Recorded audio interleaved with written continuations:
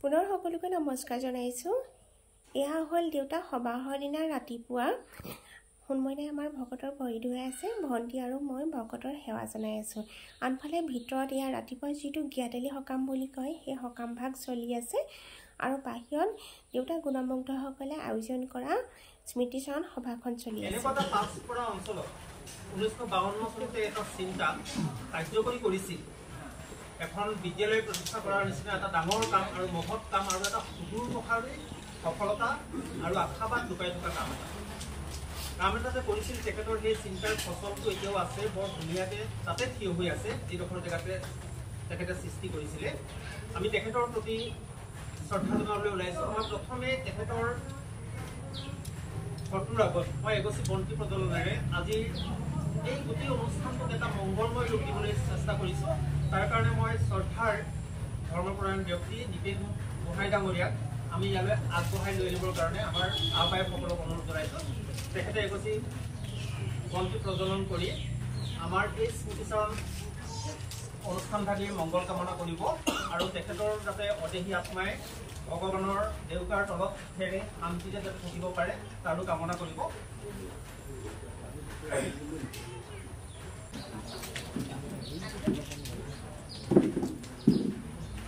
শ্ৰদ্ধাৰ নিপেন গোহাঁই ডাঙৰীয়ে তেখেতৰ প্ৰতিচ্ছবিৰ আগত এগছি বন্তি প্ৰজ্বলনেৰে ভগৱানৰ ওচৰত প্ৰাৰ্থনা জনাইছে।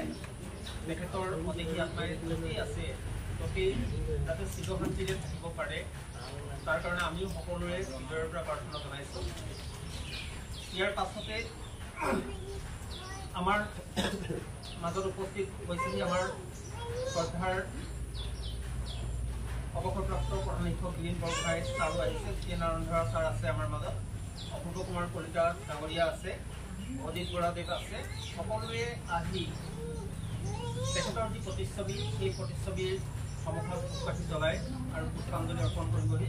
তাৰ আগতে আমি মাত্ৰ এটা মিনিট সময় তেখেতৰ স্বৰ্গগত আত্মাৰ সদ্গতিৰ কাৰণে ভগৱানৰ ওচৰত প্ৰাৰ্থনা জনাম। মই সকলোকে য'তেই আছে ততেই থিৰ হৈ এটা মিনিট সময় ভগৱানৰ ওচৰত প্ৰাৰ্থনা জনাবৰ কাৰণে অনুৰোধ জনাইছোঁ আৰু আৰম্ভ কৰিম।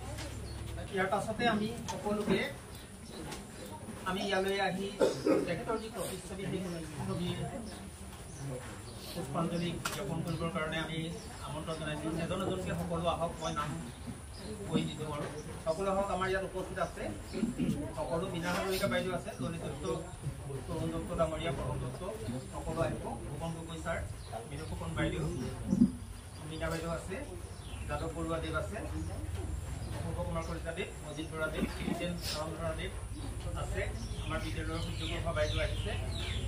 সকলো আগবাঢ়ি আহি পুষ্পাঞ্জলি জ্ঞাপন কৰিবৰ কাৰণে আমি অনুৰোধ জনাইছোঁ। আমি এইটো কোনো বক্তৃতা নহয়, ভালেই কোনো বেয়া কৰোঁ, তেখেতৰ সান্নিধ্যত কটোৱা এই মুহূৰ্তসমূহে আমি কৰিম। উপস্থিত আছে মীনা হাজৰিকা বাইদেউ, অৰিণা হাজৰিকা দেৱৰ তেখেতক মই যিধৰণে পাইছিলোঁ এজন সৰল মনা ব্যক্তি, ধৰ্মশীল ব্যক্তি, অভিজ্ঞতাপুষ্ট ব্যক্তি আৰু মই ছাৰ বুলি মাতোঁ, বৰজনা সম্বন্ধ সম্বোধন কৰোঁ, তথাপিতো নিজৰ ছোৱালী নিচিনাকৈ ভনীয়েকভাৱে মোক ব্যৱহাৰ কৰিছিল।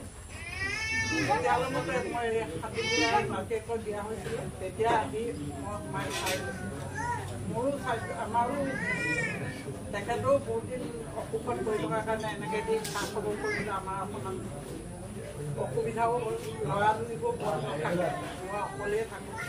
গতিকে সেইদিনাখন ইয়াতে মই বিস্কুললৈ আহিছিলোঁ, সেইদিনা গম পালোঁ বেছি ৰ'দৰ কাৰণে স্বাস্থ্যটোও ভাল ধৰণে আহিব নোৱাৰিলোঁ। সেইকাৰণে মই নিজকে নিজে অলপ দুখী অনুভৱ কৰিছোঁ। আৰু আজি এই বছৰত মই ৰাতিপুৱা 5টা বজাতে উঠি অকল বতৰটো চাইছোঁ, কি কৰি কি যাব পাৰিম নে অন্ততঃ ল'ৰাকেইটাক মা দেখা দিব। এনেকৈ বাইদেউ মোৰ অতি প্ৰিয় আছিল। গতিকে নিজৰ বাই ভনীৰ নিচিনাকৈ আমি আছিলোঁ। হ'লেও তেখেতৰ গুণৰাজি, তেখেতৰ ব্যক্তিত্ব, এইখিনি কৈ আমি হয়তো শেষ কৰিব নোৱাৰোঁ। হ'লেও তেখেতলে আজি এই শ্ৰদ্ধাঞ্জলি অনুষ্ঠানত মই ভক্তি সেৱা আগবঢ়াইছোঁ। য'তে আছে ত'তেই শান্তিৰে সকলোকে থাকক। তেখেতে যি অনুষ্ঠানভাগি গঢ়ি থৈ গ'ল তাত হাজাৰ হাজাৰ ছাত্ৰ ছাত্ৰীয়ে আজি জ্ঞানৰ পোহৰ পাইছে। সেই সময়ত এখন বিদ্যালয় স্থাপন কৰাটো বৰ উজু কথা নাছিল। যথেষ্ট কষ্ট ত্যাগ কৰি তেখেতে এখন মডেল বিদ্যালয় প্ৰতিষ্ঠা কৰিছিল আৰু তেখেতে সমাজৰ বিভিন্ন কাৰ্যসূচীত অংশগ্ৰহণ কৰিছে।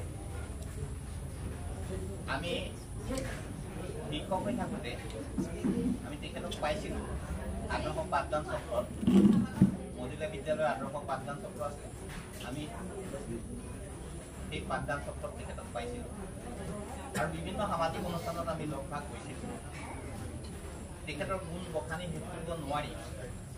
আচলতে এজন আমাৰ বাইদেউসকলৰ সলমনা ব্যক্তি আছিল, মহৎ গুণৰ অধিকাৰী আছিল আৰু তেখেত পৃথিৱীত আপোনালোকে সকলো পাব, কিন্তু এটা বস্তু কিন্তু নাপাব, সেইটো হ'ল আন্তৰিকতা, মৰম, শ্ৰদ্ধা, ভক্তি।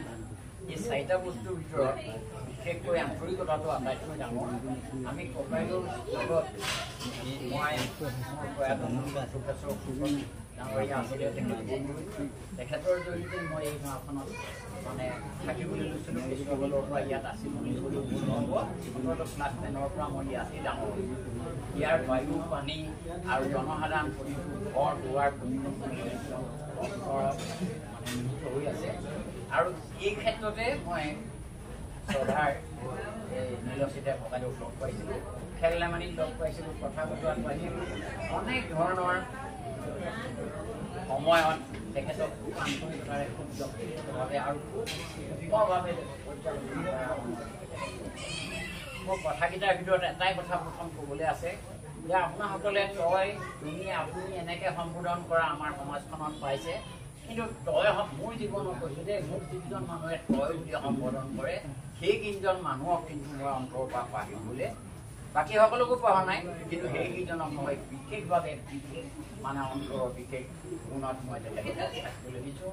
মোক তই বোলা মানুহ প্ৰয়াত ককাইদেউ আছিলে, তাতোতকৈ ভাবিছিলে মোৰ প্ৰয়াত প্ৰফেচৰ ফুকন দেৱৰ দেউতাক প্ৰয়াত বলু ফুকন দেৱ, তেখেতে মোক তই বুলিছিলে। নীলক বাইদেউ মোক তই বুলিছিলে। আমাৰ ললিত দত্তৰ ওচৰতে গৈ থকা ললিত দত্ত আৰু শান্তনু দত্তৰ দেউতাক আৰু ললিত দত্তৰ ককায়েকে মোক মানে শান্তনু দত্তৰ দেউতাকে তই বোলে, ললিত দত্তৰ ককায়েকে মোক তই বোলে। আমাৰ মীনাম হাজৰিকা বুজিছেনে আৰু নলেশ্বৰ হাতীবুঢ়াই মোক তই বোলে। সেইকাৰণে এই যিকেইজনে মোক তই বুলি সম্বোধন কৰে সেই মানুহকেইজনক কিন্তু মোৰ বহুতকেইজন তই বোলা মানুহ আছে, সেইকেইজনক কিন্তু মই মনত মানে অলপ বেলেগ ধৰণে বুজি পাইছোঁ। কাৰণ তইটোৱে হ'ল মই, মইটোৱে হ'ল তই। গতিকে মোক তেখেতলোকৰ মাজত আছোঁ যেন লাগে। কিন্তু এয়া পাহতে, এইটো মোৰ ব্যক্তিগত কথা, এয়া পাহতে স্মৃতিচাৰণ অনুষ্ঠান কেইটামান তেখেতৰ মানে কৰ্মৰাজিৰ বিষয়ে দুষাৰমান নক'লে কিন্তু মোৰ বক্তব্যটো আলোচনা আগবঢ়া। শান্তনু দত্ত এটা কথা ক'লে, তেখেতে মানে এনেকুৱা এটা অৱস্থাত যি সময়ত শিক্ষা দীক্ষা বুজিছেনে, খেতি বাতি, সমাজ, স্বভাৱ চৰিত্ৰ, অৰ্থনৈতিক সকলো দিশত যি সময়ত এই গাঁও অঞ্চলটো পিছ পৰি আছিল, সেই সময়তে যিজন ব্যক্তিয়ে এখন মানে শিক্ষানুষ্ঠান গ্ৰহণ কৰি শিক্ষাৰ আলোকেৰে আলোকিত কৰি সমাজ ব্যৱস্থাটোক এটা নতুন ৰূপ দিয়াৰ কাৰণে চেষ্টা কৰিছিলে। সেইকাৰণে এইজন ব্যক্তি পুনঃ নমস্কাৰ কৰে। যিমানেই শক্তিশালী নহওক লাগিলে সি কিন্তু সৰ্বশক্তিমান হ'ব নোৱাৰে। গতিকে তেখেতৰ শক্তি আছিলে সিমানেই, সেই শক্তি অনুসাৰে এই অঞ্চলটোত জ্ঞানৰ প্ৰসাৰ কৰিলে, জ্ঞানৰ প্ৰচাৰ কৰিলে, যাৰ প্ৰসাৰত আপোনালোকে অনুপ্ৰাণিত হৈ সমগ্ৰ সমাজখনে এটা নিজস্ব ৰাস্তা পাইছে আৰু সেই বাতানুকৰণীয় অনুষ্ঠান থাকি মানে এই অঞ্চলটো অন্ততঃ উদ্ভাসিত হৈ আছে, গুণগান হৈ বিয়পি আছে। গতিকে মহান লোকৰ কেতিয়াও মৃত্যু নহয়। ইতিমধ্যে আমাৰ বকুল সন্দিকৈদেৱে কৈছে যে তেখেতৰ মৃত্যু হৈছে সঁচা, কিন্তু তেখেত আমাৰ মাজত জীয়াই আছে। যদিহে তেখেত আমাৰ মাজত জীয়াই নাথাকিলেহেঁতেন তেতিয়াহ'লে আজিৰ দৰে এনেকুৱা এখন মহান সভাৰ অনুষ্ঠিত নহ'লহেঁতেন। এনে বহুত ব্যক্তি আমাৰ মাজৰ পৰা গুচি গৈছে। সকলোৰে জানো আমি স্মৃতি চাৰণ সভা পাতিছোঁ।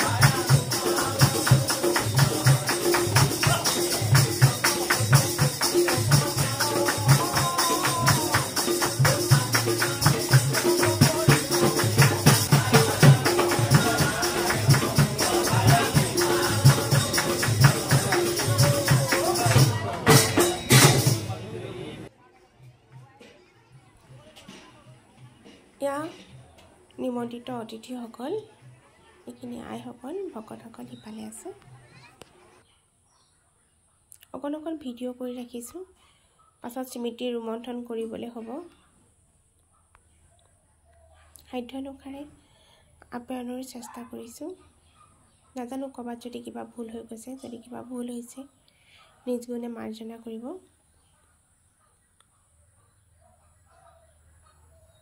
বহুতো হুলস্থুল হৈ আছে যে, সেইকাৰণে মই চাউণ্ডটো মিউট কৰি দিলোঁ, কিজানি কপিৰাইট লাগে। এইফালে ডাঙৰ দা আৰু ভাইটিয়ে জলপান খাই আছে ভকতৰ লগত, আনফালে ৰভাত গায়ন গাই আছে। গায়ন যোৱা আমাৰ মেইন হয় মৰা সবাহত, গায়ন আমাক লাগিবই। তেতিয়াহ'লে ব'লক গায়ন যোৱা অকণমান চাই লওঁ।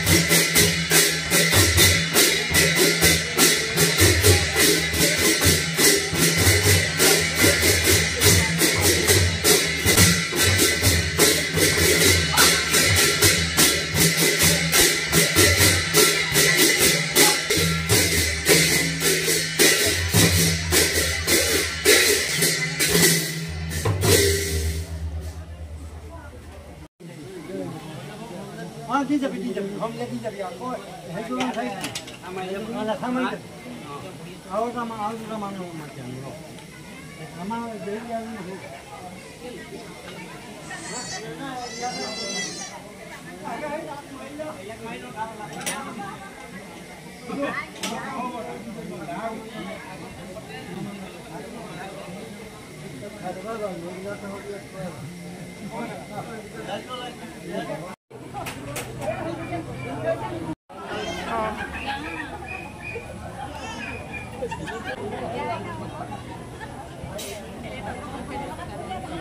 যাওক